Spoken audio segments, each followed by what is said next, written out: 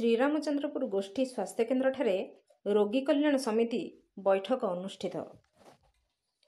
ଢେଙ୍କାନାଳ ଜିଲ୍ଲା ଗଅଁଦିଆ ବ୍ଲକ ଅନ୍ତର୍ଗତ ଶ୍ରୀରାମଚନ୍ଦ୍ରପୁର ଗୋଷ୍ଠୀ ସ୍ୱାସ୍ଥ୍ୟକେନ୍ଦ୍ରରେ ସ୍ଥାନୀୟ ବିଧାୟକ ତଥା ଖାଦ୍ୟ ଯୋଗାଣ ଖାଉଟି କଲ୍ୟାଣ ବିଭାଗ ଓଡ଼ିଶା ସରକାରଙ୍କ ଅଧ୍ୟକ୍ଷତାରେ ଅନୁଷ୍ଠିତ ହୋଇଯାଇଛି। ଏଥିରେ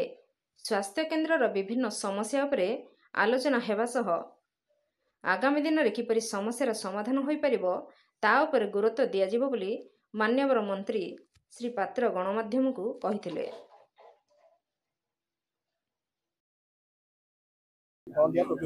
देखु रोगी कल्याण समिति बैठक एबे रेगुलर हम प्रति 3 मास रे थरे हम एवं तार जिते सुविधा असुविधा अंचल रे स्वास्थ्य सेवा रे अवहेला जो थिला आगुरु अवहेला हम ना जहाँ जहाँ आउ मेसीन दरकार अत्याधुनिक मेसीन सब आसो डेरी होगी अच्छी पोस्टमार्टम चालू रु पोस्टमार्टम ढेंकानाल को कहीं जीवे ना एवं तार बिल्डिंग जो नुआ बिल्डिंग भी तैयारी होची से कहीं बंद हो पड़ी पुणी रिव्यू करी तेणु स्वास्थ्य बाबद कौन प्रकार ढिलाऊ करा आम सरकार स्वास्थ्य को पूरा गुरुत्व देवे। मु डॉक्टर नीलमणि दिलीप चंद बेहरा सीडीएम इंचार्ज अच्छी सेटा मु ऑलरेडी गवर्नमेंट को लिखि सारी किंतु आमर ये टेक्नीशियन थी भी आम देखुचु अप्रूवाल जदि मिलगला ताले आम एटा करदेबू आम्बुलांस बाबद गले बुझी कौन है कौन नहीं तार व्यवस्था करी डॉक्टर तो मत सबुठी सर्टेज अच्छी इवेन भुवन आम 2टा डॉक्टर चलुचु बड़ कष्ट सेमती ओडापड़ा महापुर भी प्रोब्लेम होता भी सल्व कराई पोस्टमार्टम रे आम ठू जाइए ट्रेनिंग नापी किंतु ट्रेनिंग से माने नेले नहीं पड़े आसिले जोटा कि आम बहुत रिक्वेस्ट कलु सी भी पड़े आसिले है नहीं तापर सेठी आम जन को भी ट्रेनिंग देलु जे एठिकी आसिक करने जे कि आमर सेठी जे पूर्व जे पोस्टमार्टम करूला से तार रिलेशन हे सी जिते मरीगले बर्तमान सी से जगह जगह रहा तेणु एपर्यंत पिला कहीं राजी होना पोस्टमार्टम करने तेणु पोस्टमार्टम सेंटर थी भी एटा हो पारे देखुची एटा कौन हो पार व्यवस्था कर।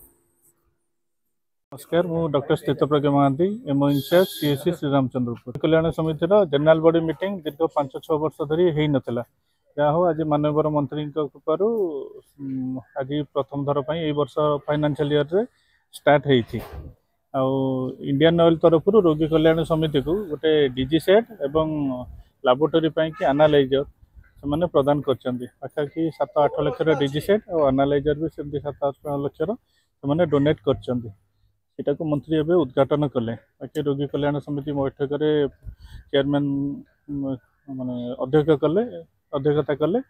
परिसर आम आमर मेडिकल विभिन्न असुविधा विषय में मंत्री को अवगत कलु मंत्री आमको प्रतिश्रुति देते आगामी दिन में से सब असुविधा केमती दूर हम स्पेशलिस्ट डॉक्टर केमती पोस्टिंग हे स्वीपर मानकर सालारी जो पाखे 6 मास है पाऊना केमती प्रति मसरे पाइबे यही सब व्यवस्था ता सहित हॉस्पिटल नुआ बिल्डिंग केमती शीघ्र कार्यक्षम हो एवं laboratory special room special building केमती तैयारी हम ता सहित स्टाफ मैंने रही क्वार्टर केमती नुआ तैयारी हम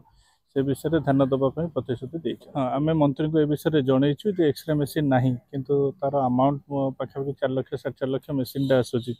अति कम तेणु आम तो रोगी कल्याण समिति तरफ किनीपारानी तथापि आम डिस्ट्रिक्ट कथा हबू कथा आम जो निदान फंड बहुत बाकी रोचे पड़ी रोचे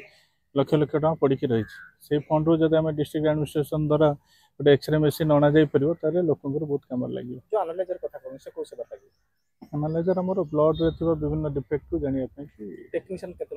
टेक्नीशियन जड़े ही अच्छा आम सान को कहीचु अन्य 4 जन रहा कथा जड़े रहा द्वारा कम बहुत बाधाप्राप्त हो नुआ फाइनेंशियल आरंभ है आम पाखे डीजी नाला ऑफिशियल तेणु इनागुरेसन है ये रोगी कल्याण समिति एंट्री होगला तेणु एवं आम डीजी ऑफिशियली डीजी पाई आम तेल केमिति व्यवस्था कराहब सीडीएम सान को लिखिकी जनइबू। ढेंकानालरू ସୌମ୍ୟରଞ୍ଜନ ମହାନ୍ତିଙ୍କ ରିପୋର୍ଟ, ନାଗରାଜ ନ୍ୟୁଜ୍।